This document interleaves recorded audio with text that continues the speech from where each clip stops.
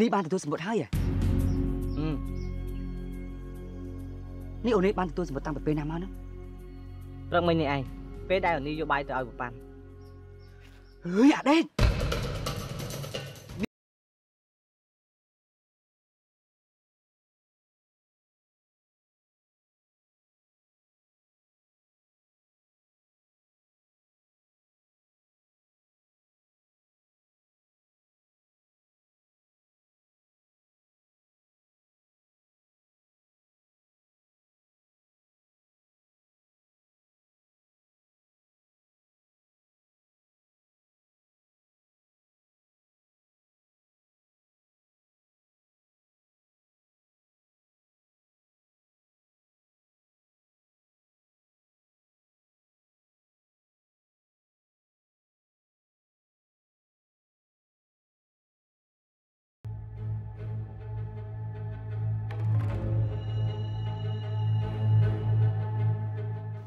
អូននេះ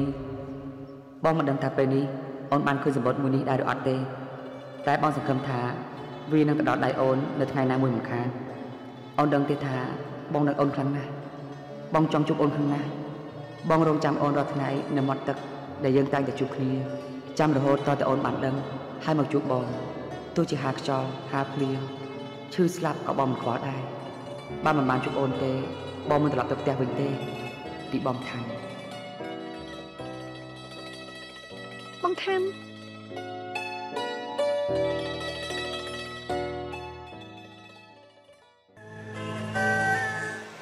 មិនមកទេដឹងនេះក៏យូរយ៉ាងនេះបងថាំបងថាំបងយ៉ាងម៉េចហើយនេះមកជួបបងហើយតែប៉ុណ្្នឹងបងស្លាប់ទៅបិទភ្នែកចិត្តហើយបងកុំនិយាយអញ្ចឹងហើយអូនមិនឲ្យបងស្លាប់ទេហើយមិនក៏បងនឹងងងម៉េចណាអ្នកណាឲ្យបងមករងចាំអូននៅទីនេះចុះបើសិនជាអូនមិនបានទទួលសម្បត្តិរបស់បងទេគិតធ្វើយ៉ាងម៉េចទៅដូចដែលបងប្រាប់អូនអញ្ចឹងបងនឹងរងចាំអូននៅទីនេះរហូតតតែអូនមកបងនេះចាំមែនមកអង្គុយសិនណា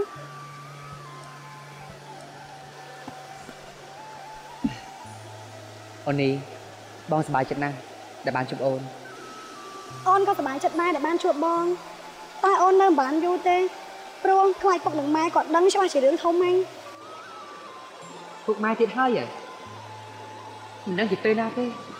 តើពួកគាត់ជប់នឹងខានពួកយើងទាំងពីរអូននេះឆាប់នេះបងនឹងឲ្យពុកម៉ែរបស់បងចូលស្ដីនឹងអូនម្ដងទៀតសង្ឃឹមថាលើកនេះពួកគាត់មិនបាច់យើងទាំងពីរទេមិនបានទេបងថាំហេតុអីនេះអូនលេងចង់រៀបការជាមួយនឹងបងហើយមិនអញ្ចឹងទេតែបងកំពុងឲ្យពុកម៉ែចូលស្ដីនឹងអូនអីណាព្រោះពុករបស់អូននៅខាងពួកយើងនៅឡើយទេ